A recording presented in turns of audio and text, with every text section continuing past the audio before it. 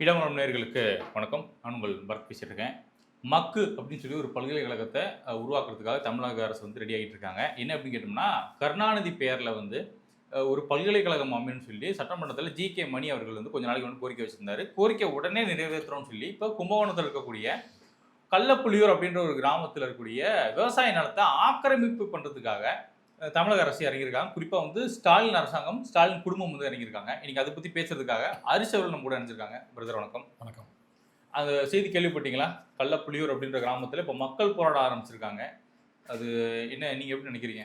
மக்கு கருணாநிதிக்கு எதிராக மக்கள் போராட்டம். அதுதான் நம்ம பார்க்கணும். ரைமிங்கா பேசுறீங்க. சீமான் ஸ்பீச் கேட்டதீங்களா?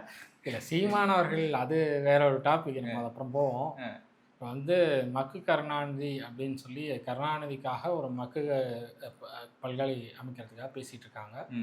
ஸோ அந்த ப்ராசஸில் கருணாநிதி குடும்பம்னு எடுத்துக்கிட்டாலே வந்து அடுத்தவன் நிலத்தை வந்து அபகரிக்கிறது, அடுத்தவனை கொலை பண்ணுறது, கொள்ளையடிக்கிறது, இதுதான் வந்து அவங்க குடும்பத்துடைய வரலாறு.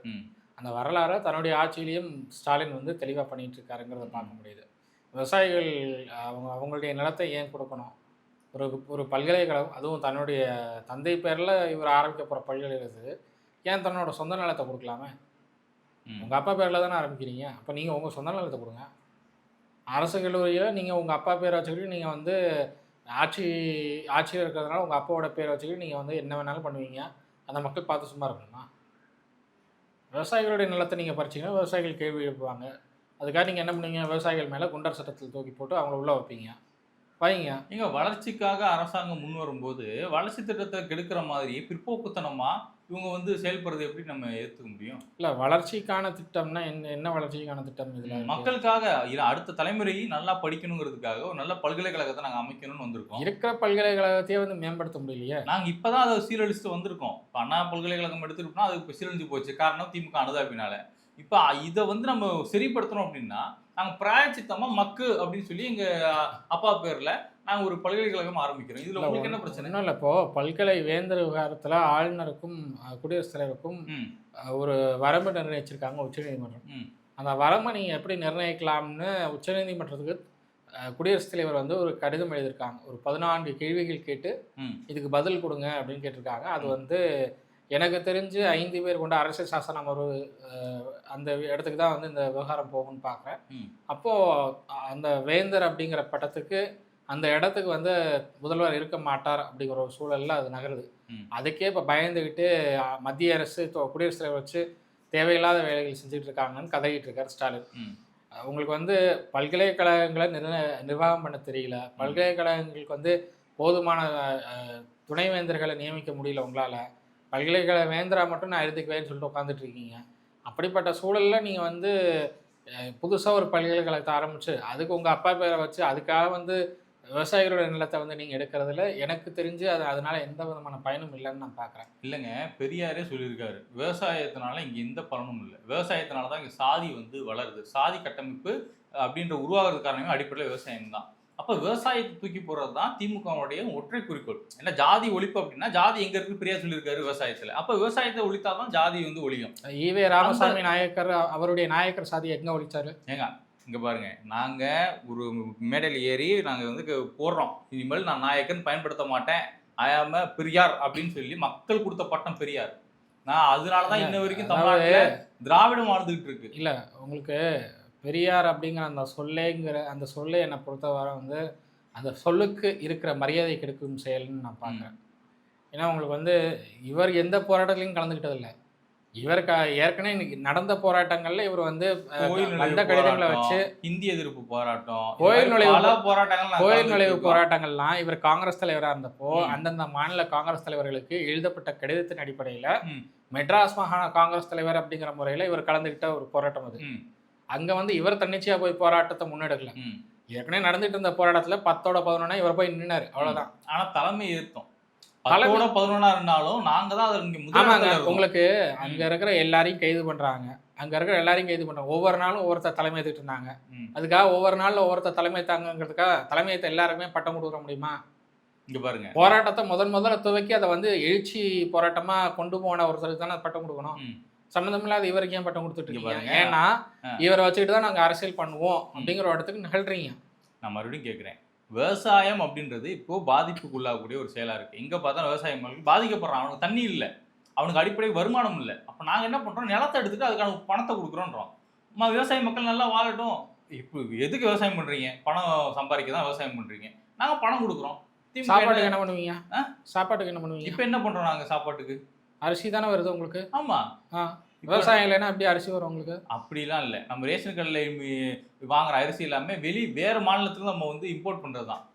கரெக்ட்டுங்களா? அப்ப நீங்க இங்க இருக்கிற விவசாயிகளோட நிலத்தை நீங்க பறிக்கிறத பார்த்துட்டு வெளி மாநிலத்துல இருக்கிற அரசுகளும் விவசாய நிலத்தை வந்து நாங்க பறிக்கிறோம்னு உட்காந்துட்டா திராவிட மனுஷன் எங்க அரிசியில சாப்பிட முடியும்? திராவிட மாடல் வளருது.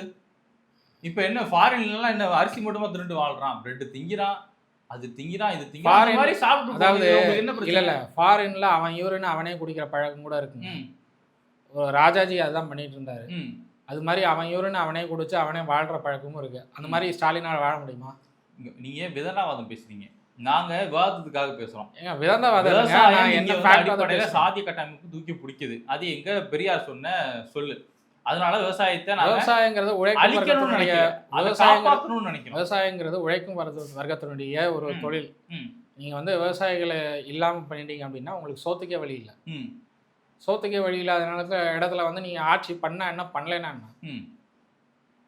நீங்க வந்து நாங்க வேலை வாய்ப்பை உருவாக்கி கொடுக்குறோம் இளைஞர்கள். என்ன வேலை வாய்ப்பு உருவாக்கி கொடுத்துருக்கீங்க? இந்த எப்படி மதுரையில வந்து லைப்ரரி ஒன்று ஓபன் பண்ணி அது கர்நாடகன்னு பேரை வச்சு 6 மாசத்துல மழை தண்ணி எல்லாம் உள்ள வந்துருச்சு. மழை தண்ணி வரதாங்க செய்யும். இயற்கை சூழல் நம்ம என்ன இயற்கையை தடுக்க முடியுமாங்க? முதலமைச்சரால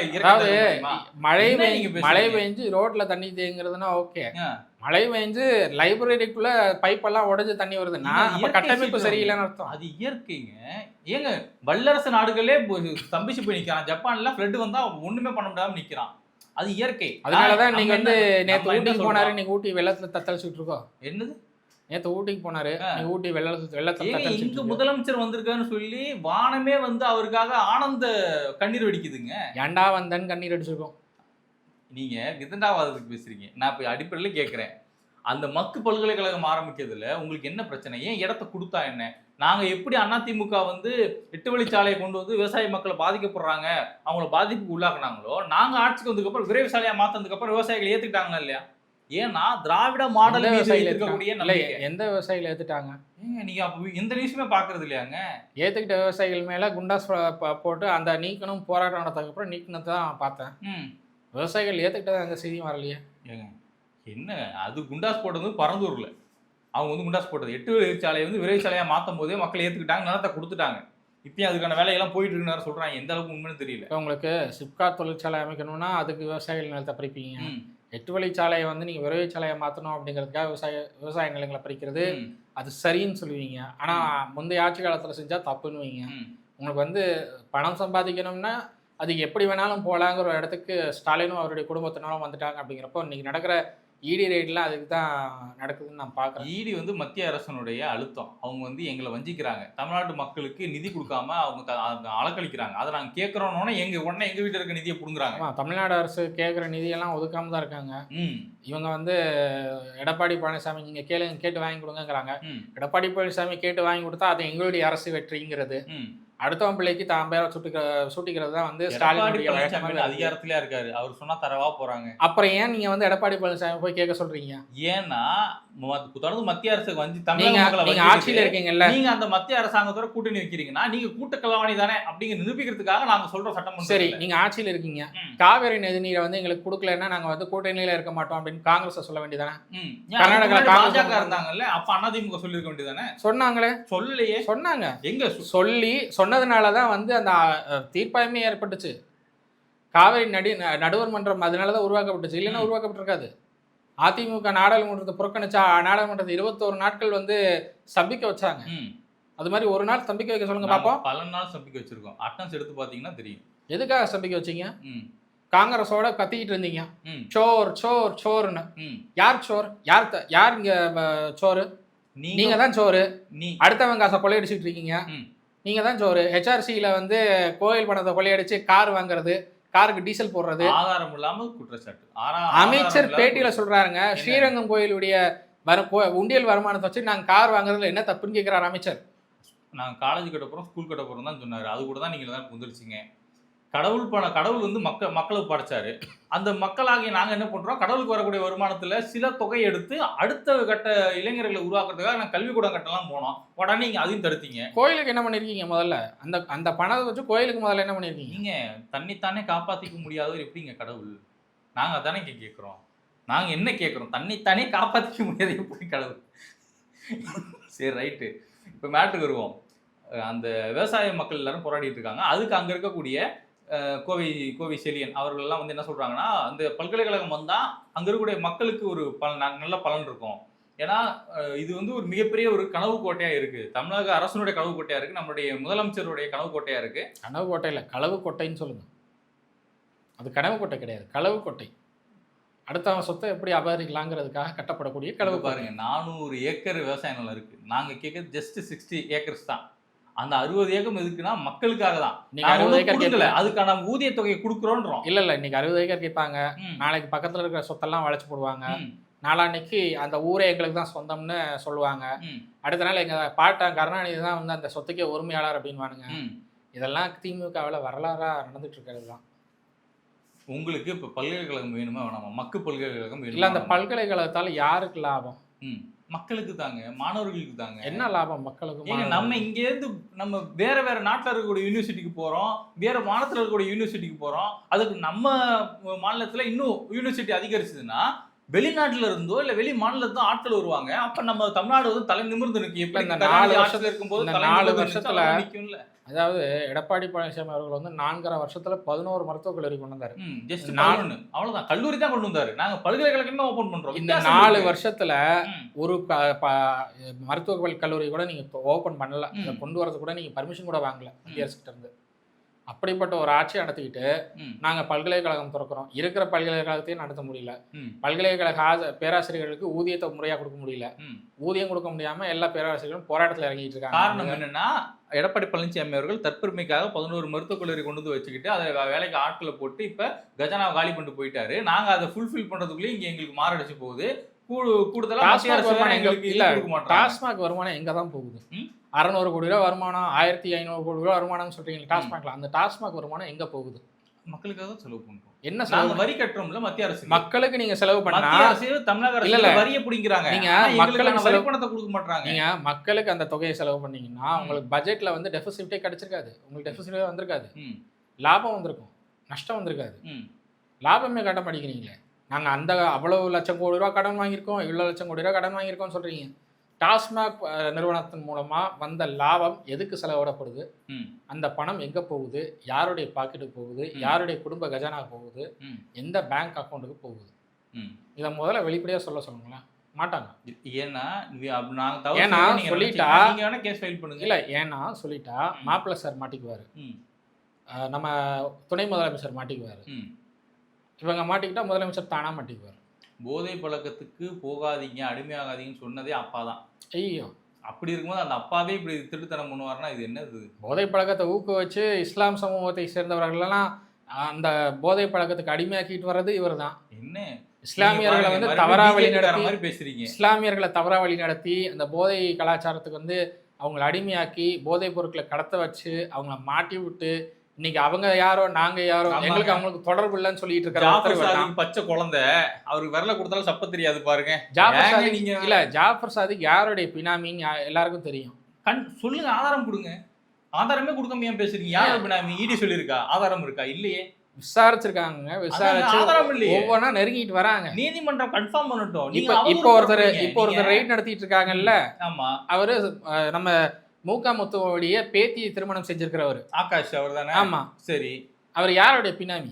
ஏங்க கல்யாணம் அந்த குடும்பத்துல போய் கல்யாணம் பண்ணதுக்காக எங்களை பாதிக்கும். அந்த கல்யாணம் பண்ணதுக்கு அப்புறமா தான் மூவிஸ் ப்ரொடக்ஷனே ஆரம்பிச்சாரு. எப்படி வந்துச்சு அவ்வளவு? அவர் யாருடைய மருமகன்? மூகாமுத்துவனுடைய பேத்தியை திருமணம் செய்தவர். மூகாமுத்து சாதாரண ஆளா? அந்த குடும்பம் சாதாரண குடும்பமா? அவங்க வரதட்சணை கொடுத்துருப்பாங்க. வித்தவுட்ல ட்ரெயின்ல கக்கூஸ்ல உட்காந்து வந்தவருக்கு இவ்வளவு சொத்து எங்க இருந்து வந்துச்சுன்னு முதல்ல கேள்வி வரும்ல. எங்க இருந்து வந்துச்சுன்னு சொல்ல முடியுமா? இங்க பாருங்க, மக்களுக்காக உழைக்கிறோம், மக்கள் எங்களுக்கு கொடுக்குறாங்க, அவ்வளவுதான். எம்எல்ஏக்களுக்கே வந்து இவ்வளவு சொத்து சேர்க்க முடியாத அளவுக்கு அவங்களுடைய வருமானம் இருக்கு. நீங்க வந்து எம்எல்ஏவா இருந்திருக்கீங்க, முதலமைச்சராக இருந்திருக்கீங்க, உங்களுக்கு இவ்வளவுதான் சேலரின்னு வெளிப்படையா தெரியும். அதை மீறி நீங்க அதிக அளவுல சொத்து சேர்த்திருக்கீங்க. நான் எங்க இருந்து இவ்வளவு தொகை அதிமுக வந்துச்சு? ஊழலே பண்ணது இல்லையா? 4 ஆண்டு ஆட்சியில ஜெயலலிதா உங்க மருமக ஊழலே வந்து பண்ணது இல்லையா? ஏங்க ஊழல் பண்ணதுனால தான் உள்ள தூக்கி வச்சாங்க. அத அத நீங்க புனித ஸ்கூல் மாதிரி பேசுறீங்க, புரியலையே எனக்கு. செல்வி ஜெயலலிதா அவர்கள் ஊழல் பண்ணல. அவங்க மேல ஊழல் வழக்குகள் நடந்தது. ஊழல் வழக்குகள் போடப்பட்டு அத்தனை வழக்குகள்ல இருந்து விடுவிக்கப்பட்டாங்க. எப்ப? பிஜேபி ஆட்சிக்கு வந்ததுக்கு அப்புறம். கிடையாது. அப்புறம் காங்கிரஸ் ஆட்சியில இருந்து போய் விடுவிக்கப்பட்டாங்க. 2003, 2004 இருந்து 2009 வரைக்குமே பல்வேறு வழக்குகள் விடுவிக்கப்பட்டாங்க. ம். அதுக்கப்புறம் 2014 பாஜக ஆட்சிக்கு வந்ததுக்கு அப்புறம் கன்விக்ட் ஆனாங்க ம். சொத்து குவிப்பு வழக்குல. ம். கன்விக்ட் ஆகிட்டு அதுக்கப்புறம் அந்த கன்விக்ஷன்ல வந்து தப்பு இருக்கு அப்படின்னு சொல்லி அவங்க விடுவிக்கப்பட்டாங்க. ம். விடுவிக்கப்பட்ட பிறகுதான் இறந்தாங்க. ஸோ அதுல வந்து அவங்க கன்விக்ட் ஆனாங்க, அவங்க குற்றவாளின்னு சொல்றதுல லாஜிக்கே கிடையாதுன்னு நான் பார்க்குறேன். சார், நீங்க என்ன சொன்னாலும் திமுக, அதிமுக ரெண்டும் ஒரே தராசுல ஒரே எடை பொருந்தியது தான். இதுல மாற்றுக்கருத்து இல்லை. ஏன்னா இங்க இருக்கக்கூடிய ஆட்கள் தான் இங்க போய் சேர்றாங்க, இங்க இருக்கக்கூடிய ஆட்கள் இங்க வந்து சேர்றாங்க. மாற்றுக்கருத்து இல்லை. ஏன்னா திமுக இருந்து பிரிஞ்சது அதிமுக. அதிமுகல இருந்த செந்தில் பாலா தான் இன்னைக்கு இங்கே திமுக போய் உட்காந்துட்டு அவருக்கு முதல் குடும்பத்தை வாழ வச்சுட்டு இருக்காரு. அப்படி இருக்கும்போது இரண்டுமே கூட்டுக்கலவாணிகள் தான். கூட்டுக்கலவாணிகள் தான். ஒருத்தர் ஊழல் பண்றாருன்னு தெரிஞ்சதுன்னா அதிமுக உடனே அவங்கள துரத்தி விட்டுரும். அதுதான் வந்து அதிமுகவுடைய பண்பு. அப்படி பார்த்தா இவர் அந்த பால்கோவா திருடிட்டு ஓடி போனாரே, அவர் துரத்தி இருக்கணும். அவர் தப்பு பண்ணலங்க, அதனாலதான் அவர் கட்சியில இருக்காரு. சரி, ராஜேந்திர பாலாஜி அவர்கள் தப்பே பண்ணல, அவர் எந்த தவறும் பண்ணல, அதனாலதான் இன்னுமே கட்சியில இருக்காரு. சரி, வாட் எவர், மக்கள் புரிஞ்சுக்கட்டும். மக்கு பல்கலைக்கழகம் வேணுமா வேணாமான்னு மக்கள் முடிவு எடுப்பாங்க. இந்த மக்கு பல்கலைக்கழகம் சம்மந்தப்பட்டு நான் ஆல்ரெடி என் சேனலில் தனியாக வீடியோ போட்டிருக்கேன். இந்த வீடியோ பார்த்துட்டு கீழே வந்து கழுவி ஊற்றிட்டு இருக்காதீங்க. மீண்டும் சொல்கிறேன், அது செக்யூலர் வாய்ஸ். அங்கே போய் முழு வீடியோ பார்த்துட்டு தான் அப்புறம் பேசுங்க. என்னால் உங்ககிட்ட உங்கள் வஞ்சி என்னால் தாங்க முடியல. பிரதர், பொறுத்து பார்ப்போம் என்ன நடக்குதுன்னு. ரொம்ப நன்றி பிரதர். நன்றி.